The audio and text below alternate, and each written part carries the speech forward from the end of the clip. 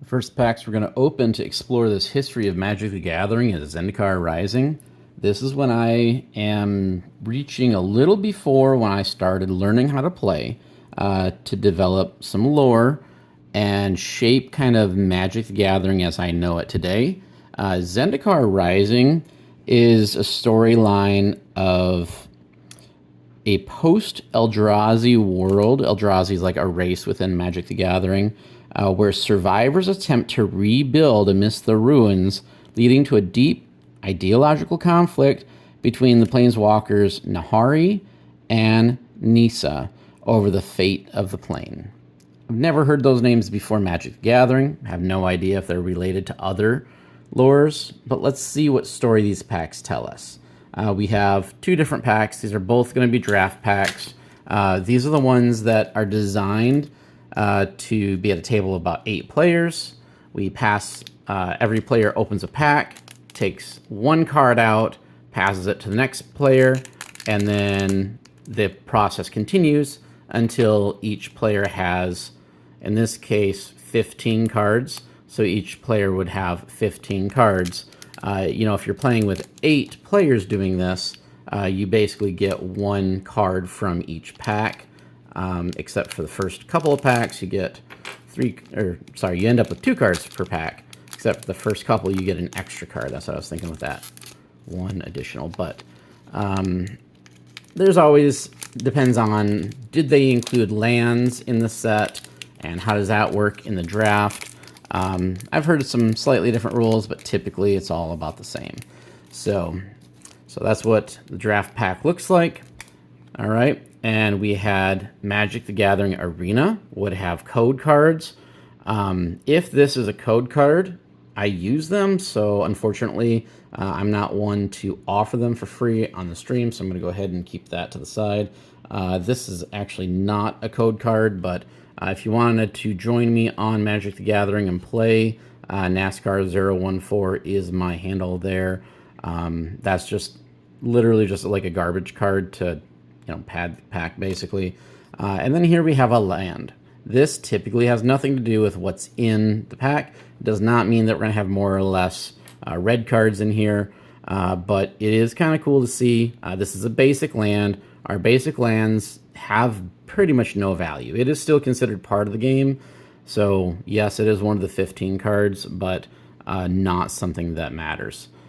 So interesting that normally they set these in a way that you can like build up suspense, but not here. First card out the box is a mythic. These are always going to be our better cards, higher value. Mythics are definitely ones that I'm willing to pause and look up values. I don't have them all memorized. And though he's a mythic, I find that he's only worth about $1. So Tazari, Beacon of Unity, obviously going to reflect to the war we were hearing in the description and hoping to like unify the group.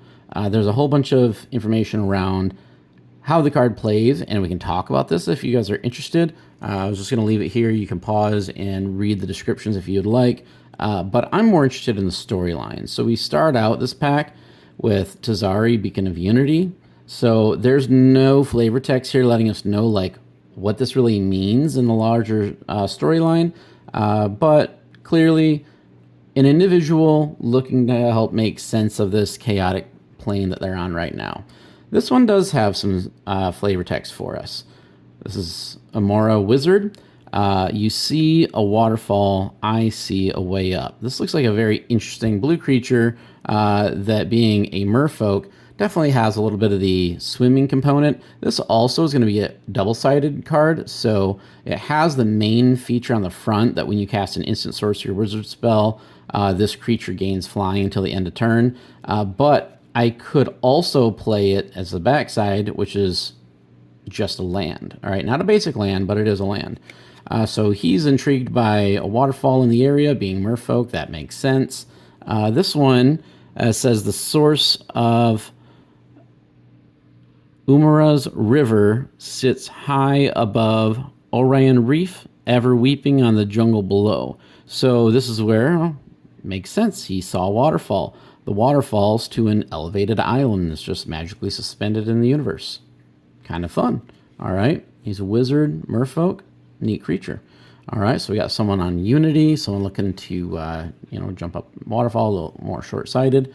This is going to be the gray uncommon here. This is equipment. It's got landfall, which is kind of fun, but that's all for that one. No flavor text to help us, but it is a pickaxe. Maybe something to help the guy climbing up the waterfall here. We got Moss Pit Skeleton. Again, no real flavor text explaining what he's doing, but this is where apparently this is a former creature that was alive and has been decayed underground for some time. Then we got an instant. I think not. This is going to counter, prevent opponents from playing cards. Here we go. Expedition Skulker says, rogues bring an array of useful skills to the work of an adventuring party. Stealth, agility, the ability to locate and disarm traps, and a subtle, deadly fighting style. Awesome. Love it. Rogues are super fun. I really enjoy playing rogues in Dungeons & Dragons. That's a lot of fun. I've pushed myself to a few other classes from there. This next card we have is Cliffhaven Kite Sail. This is the one with the black symbol, so it's common, no value going to be found here. But it says made from canvas, wood, and hope. That's kind of fun because it's like a flying machine made from canvas and wood, true, but then they toss hope in. That's fun. All right, kind of fits with the theme of wartime. Hold on a second. I have just the thing. A utility knife. That's cool. I really like the idea of this card. That's fun. Very cool. All right, now this is all flavor text. So we saw some that had no flavor text, actually quite a few, and this one has the italics, but that's it. It's just a simple creature, 3-cost troll warrior. That's a 3/3, and then all the words are just extra fun, which is all of what I'm looking at. Some adventuring parties are made up of old friends, their common bonds, bolstering them in the face of peril. Other parties simply hire the biggest, meanest muscle they can find. And that's very much what I think would need to happen for this guy to get himself into a fight there. So Tazim Raptor, this one it's good to see the eagles circling the lighthouse once again. Definitely a little bit of a callback to the war going on at the time of this set and its storyline. Cleansing Wildfire. Every rebirth looks like a death. That's maybe a deep statement. Very interesting to have conversation along there. Cunning Guise Mage. Come on. What's that? Skitch. We'll lose them in the geyser fall.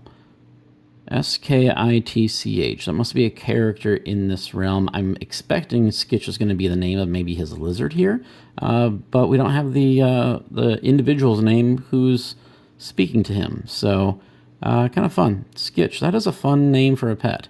I wonder if anyone ends up naming a pet Skitch because of this game. This is going to be an alternate art card. I think we had one of these previously where it just looks awesome. No flavor text. When a land enters a battlefield under control, gain life. That's kind of cool. I'm actually thinking about another deck that I'm currently working on that this would actually go really well in. So even though it's not going to have any value, I might put that in a different deck I'm working on just today. Now we have Fissure Wizard.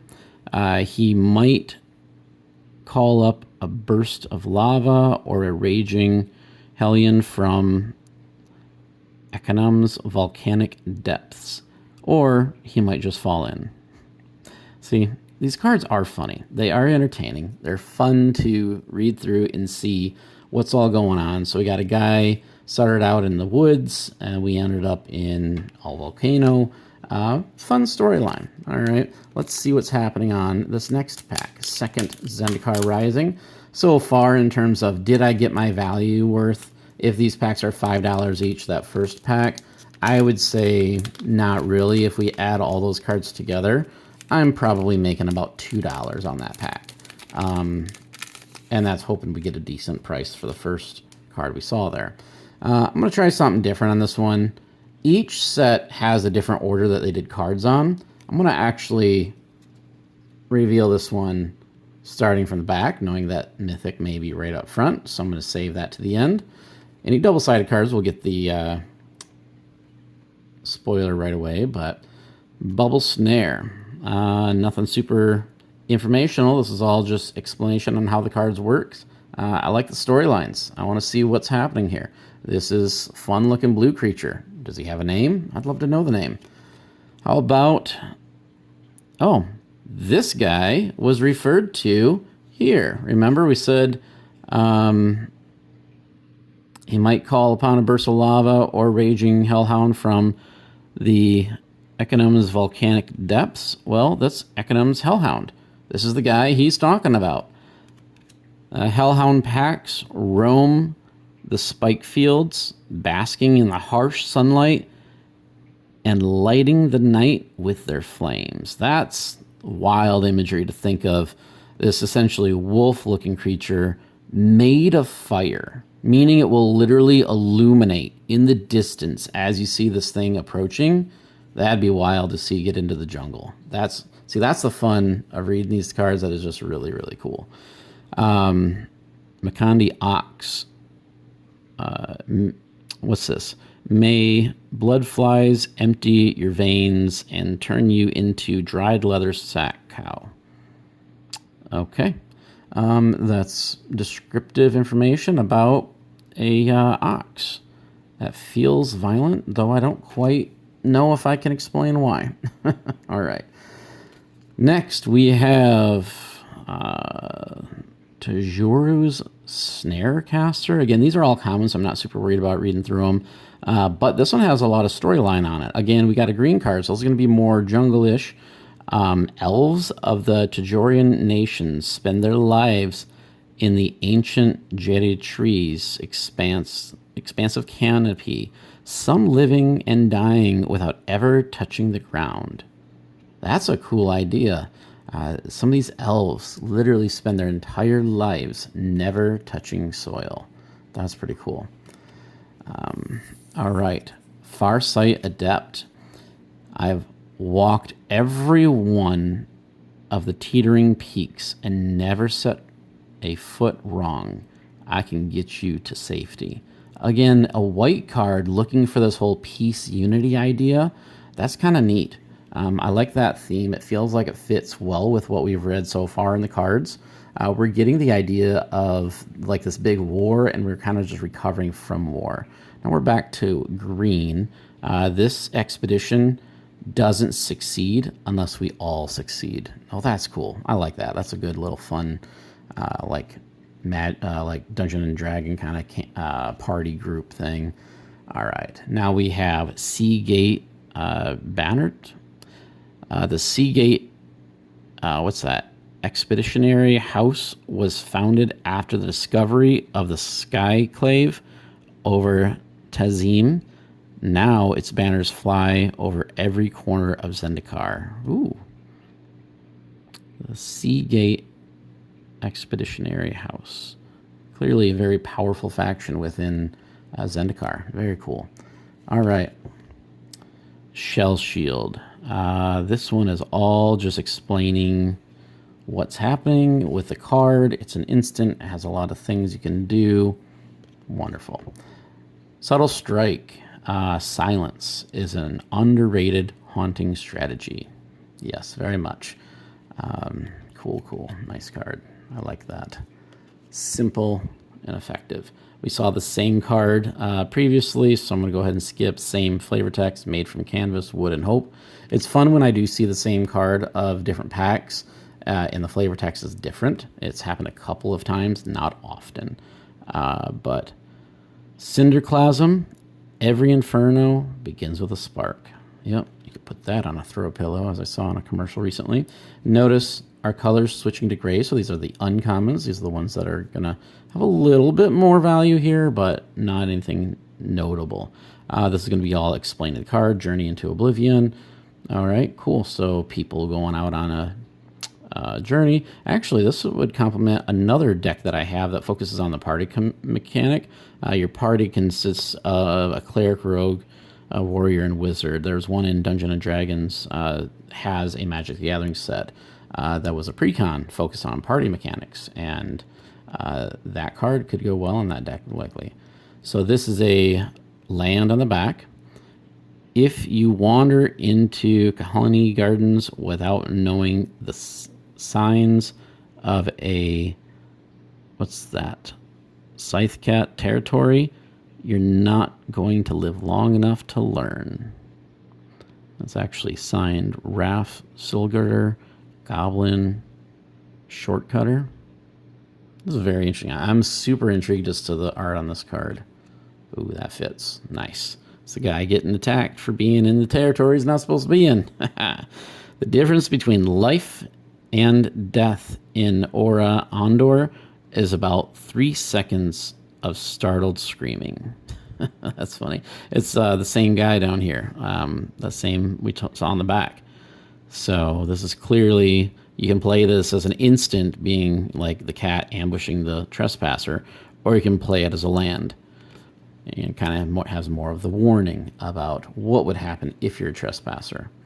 And here, this is my rare for the deck. Most decks have at least a rare, maybe a mythic on the first one was cool. This one has no flavor text, though. Tabaxi Hope's Demise. Cool looking Demon Cleric. That could also go in that party deck. Let's see, is this another card or is this just a land? It is a land. So that pack a little less exciting than the first. I would say collectively, I'll probably be lucky to get $5. So if I had purchased these packs for $5 a piece, definitely would have lost money. But more importantly, we do have a few cards with a storyline. We got this ruined land with some chaos brewing. We got the white creatures kind of hoping to bring peace and keep things together. So I feel like these cards, from what we saw in the story flavor text, it really follows the storyline that the set was going for. I like it. I like the way these read through, and I hope you did as well.